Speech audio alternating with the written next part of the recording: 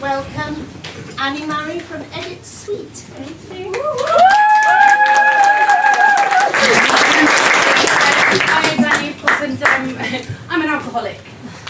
Awkward. The only difference is I stand before you today not only in faux leather trousers, which I feel is the bravest thing I've done today, but also an addict in recovery of some 17 months this month. So, but thank you very much.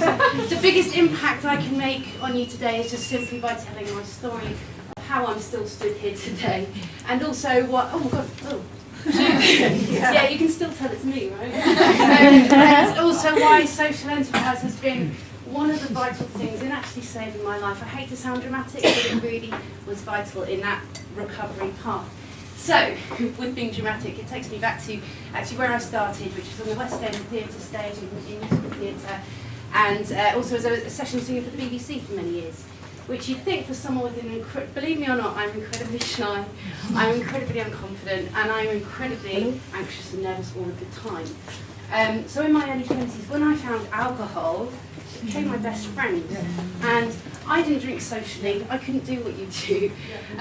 I drank medicinally, which meant that I drank every single day just in order to get up, get out, be a human being in the world.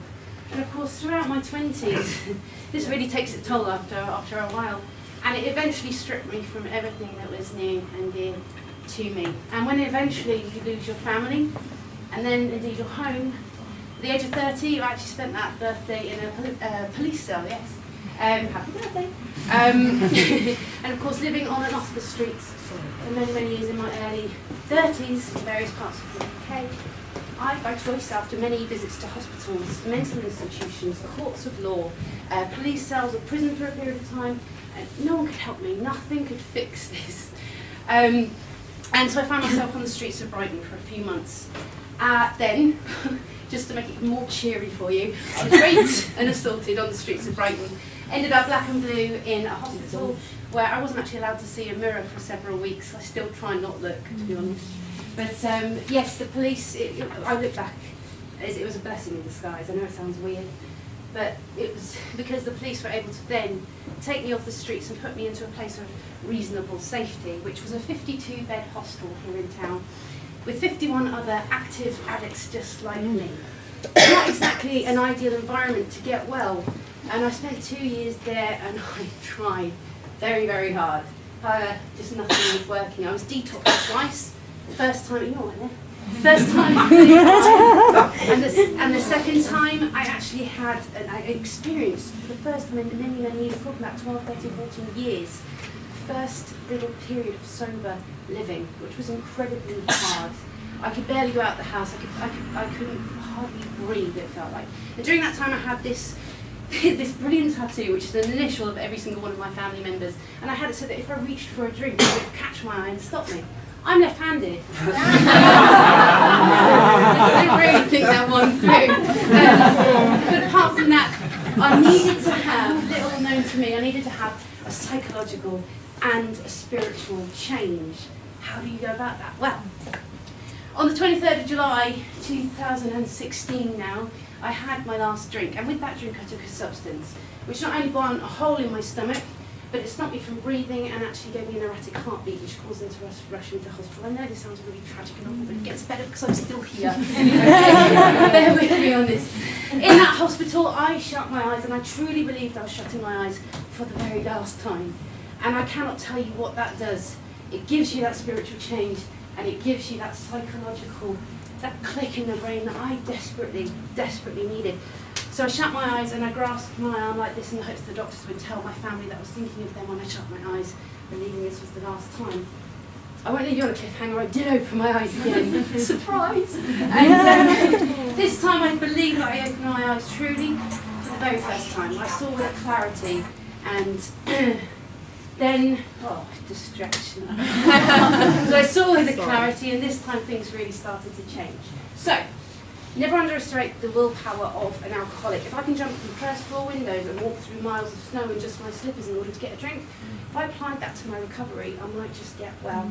And this is what happened. So I joined a fellowship. I found myself a sponsor. I'd worked the 12 steps and learnt them like the back of my hand, and I put my heart and my soul into making myself well. The other vital part of my recovery was social enterprise.